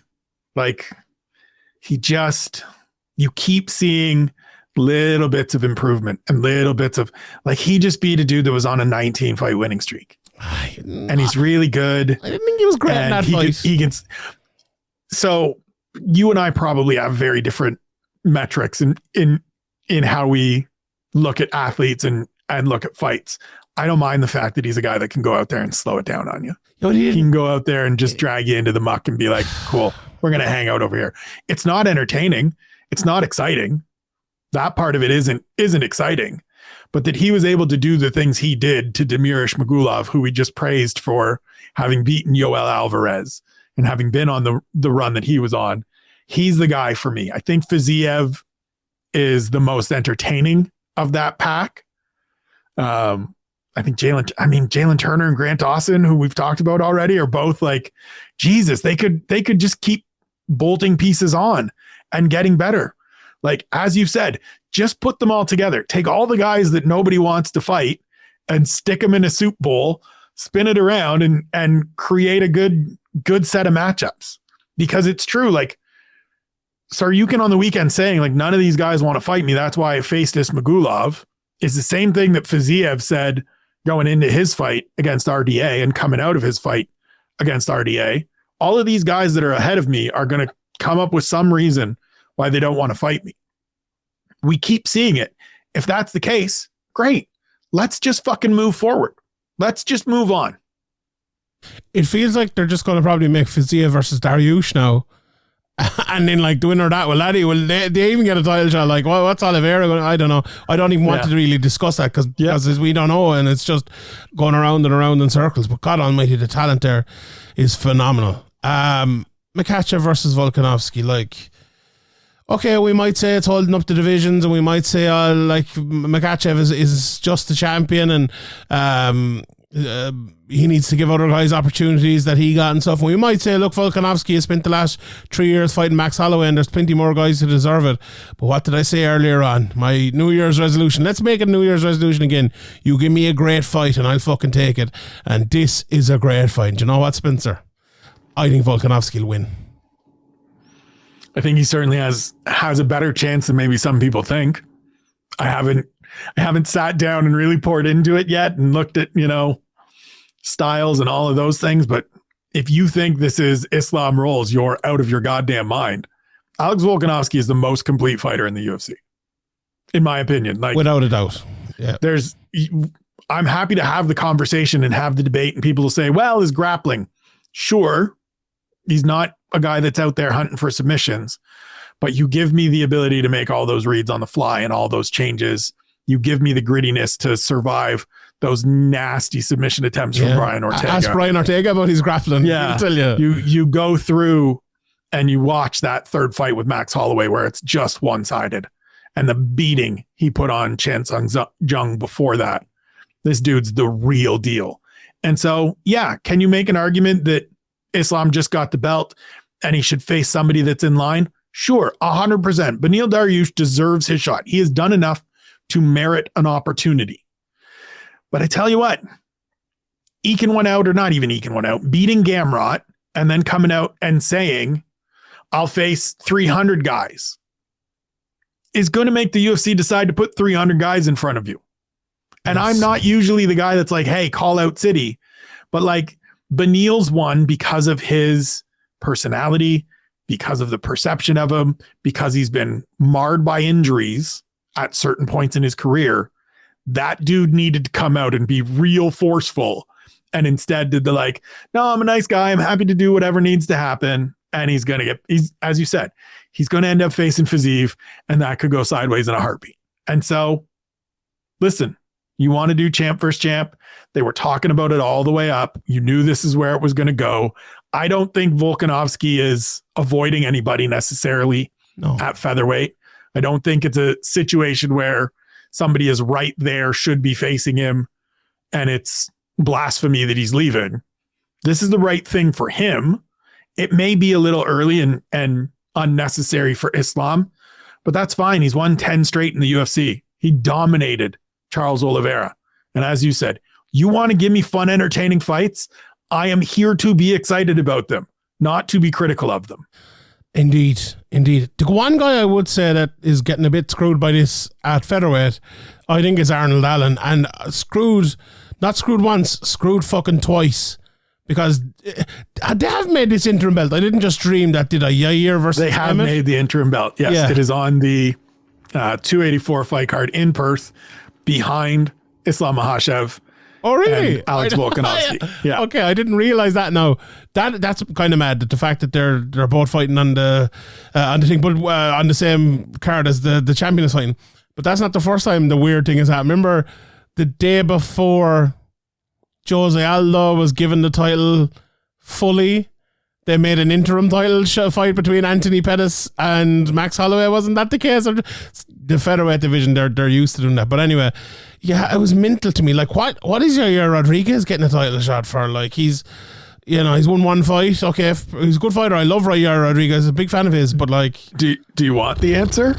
He's getting it because he's Yair Rodriguez. But like, why Yair Rodriguez? I don't like. Did they not have like a big dispute with Yair Rodriguez? I mean, sure, but he's still somebody that so many people know, that so many people are interested in. I think there's still business decisions being made here of Mexican market, Latin American market. Popular guy has put in his time towards the top of this division, and so away we go. On merit, it's dumb.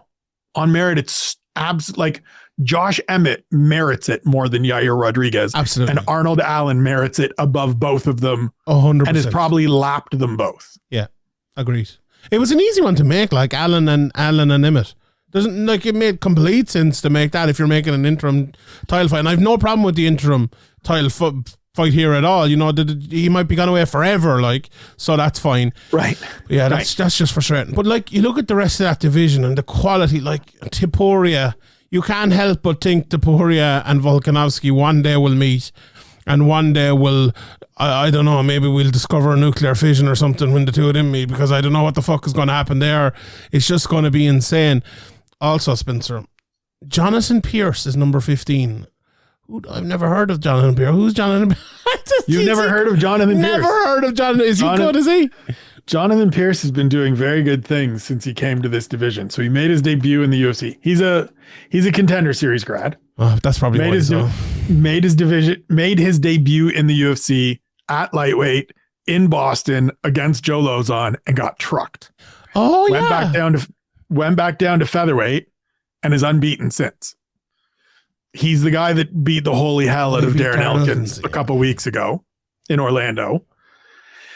I mean, beat Makwan Amirkhani in London in July, like is a good finisher, is a good overall fighter, trains with the Fight Ready crew out in Arizona. Like, he's looked really good. I think the upside is capped because he doesn't have the full athleticism of a guy like Topuria. He's already 30 years old, but for being a lower third of this division, lower half of these rankings, he's a perfect fun guy to have in there. Okay, well, I look forward to see. I have seen him before. Now that I remember him getting destroyed by Joe Lozon. You remember him getting his ass kicked by Joe Lozon? Yeah, that's probably why. Anyone else stand out in that division? You know, like William Gomis, a guy who I've watched a good few times. Maybe wasn't great in his debut over in France, if memory serves me correctly, but he's a guy who has a big upside in terms of like his tactical ability is unbelievably good, and a guy who I think will go far. Paul Hughes is probably going to be in this division pretty soon, and I'm looking forward to seeing that. But yeah, any other guys there? Lerone Murphy, I have to mention. I mentioned this side of the world guys. I love him. He's such a good fighter. He was on my list of fighters to watch for UFC.com last year at this time, put together like 2022. These are guys, and said exactly what you said, like unbeaten in the UFC, coming off a good win over Amirkhani, I believe was still his last fight. And then we just didn't see him this year. He's certainly in that mix. I'm still super interested in Ricardo Ramos, because when you can set up those spinning back elbows, I want to see them all the time. Nathaniel Wood, right? 2-0 in the division, has looked very, very good. He's certainly on that list. He's ranked, but Movsar Evloev, get well soon and get back out here because he's in the mix. And then, you know, going a little further down, we mentioned Topuria already. He's an absolute monster. Joe Anderson Brito has looked good in his last couple of fights. He's in there. William Gomis, as you mentioned. There's some good young up and coming talent. I mean, there's a bunch of guys again that came off of Contender Series that will be interesting to see how they progress going forward. We already saw Francis Marshall make his debut in Orlando and get a win over Marcelo Hoyo. Isaac Dulgarian is a good emerging fighter. Jack Jenkins is another Aussie coming over, good fighter. It's a great division. It's just a great division. There's loads of fun to be had in this division. Indeed. So we've gone through all the divisions. And there's only one person left to talk about, and that is the biggest star in the history of the sport, Conor McGregor. 2023. What do you think happens? What's next for Conor McGregor? What's he going to do? So we're in agreement that he comes back, right? Like he wants to fight. He's coming back. I said it before. I think I said it on one of our preview shows, but I think it's Mike Chandler. Like I think Chandler agrees to go up to welterweight and just takes that fight. Because what else is there for Michael Chandler right now? True. Right? He's in sort of no man's land. And we didn't talk about him at lightweight because he's in no man's land. Sure, he got the win over Tony Ferguson earlier this year, but he's lost to Gaethje, he's lost to Oliveira, he's lost to Dustin Poirier. So he's kind of out of the title mix. I don't need to see him lose to Islam Makhachev to know that he would lose to Islam Makhachev. And so I think there's enough. I think the two of them can create enough steam to get people interested. I would like to see that the second fight back for McGregor. I would, and I've said it for a while, I think the Tony Ferguson fight makes too much sense, right? Because if you think about it, McGregor's lost 2 in a row. If we're being honest, he's been out for a year and a half with a broken leg. Tony Ferguson has lost, 3 in a row or a few in a row or whatever it is. They're both, like, Tony Ferguson's ranked number 15. McGregor's just out of the rankings now. Like, from that point of view... Tony Ferguson being ranked number 15 is a fucking atrocity. What's McGregor being ranked probably was at that stage as well. Agreed. Yeah. So... Agreed. Does that fight not make sense, no? It certainly makes sense from a, like, name, value, whatever. Like, I enjoyed RDA's call out of him. I don't think that happens because I don't think that's interesting enough. I think that's too tough a fight. I think that's too dangerous of a fight. Tony Ferguson probably makes sense. I just don't need to see the ghost of Tony Ferguson anymore. Yeah, but like all of those other fights make sense the second fight back. I wouldn't mind seeing him fight RDA the second fight back. I wouldn't mind seeing him fight Chandler. Yeah, look, if you can convince Conor and the UFC can find somebody that's market. So what he needs right now is similar to that Donald when Cerrone, he came back and fought Donald Cerrone. That's Tony Ferguson, right? That's exactly what it is. Yeah. And so much like I didn't want to see him face Donald Cerrone because it was like, what the fuck are we doing here? He's going to blow this guy out in a minute and people are going to overreact to it. He's going to, if he's 75% right, he crushes Tony Ferguson. Right? Yeah. If he's 75% right physically and mentally, he crushes Tony Ferguson. Like, maybe doesn't even have to be 75%. No, I don't think you like Tony Ferguson. He's prime. McGregor absolutely destroys him. I've always said that. Graham has always said that. It's hard to know. Like more than anything else, this leg break and not being able to train and all that after being out for so long before that, not training and not putting everything into it and boxing and doing fucking films and everything like that. It's just impossible. No, he tweets it all and he says it all and I've spoken to him and he said it to me. But like, is that it's hard to decipher. There you go again. Between the truth and the noise with McGregor he is the hardest person. Him and John Jones are the most difficult people to filter out the noise, because is it just noise, and is it just beaking for the sense of I need to make everybody still think that I feel that I'm puff my chest out the best in the world. I can murder all of these fools, as Conor probably has said at some point or some variation. I'm paraphrasing, but and so I would love to see him. I would love to see like a real test that isn't a like, this dude has no chance test. Dan Hooker? Lovely. Yes. Sign me up. Mm-hmm. That's it. I'll take Dan Hooker. Sign me up. I'll take that. Yep. Let's do it. Let's go. Let's do it. All right. We will leave it there. Spencer, thank you very much. I kept you for fucking nearly 2 hours here. I'm always like, 45 minutes now. No, this is put in my schedule for 2 hours. Yeah, that's the way to do it. We will do another one of these probably at the end of February maybe or something like that, because they're always fun and they're always great. So thank you very much, Spencer. If you're not watching and listening and interacting with all the Spencer stuff, please absolutely do. There's almost one a day over on the SevereMMA YouTube.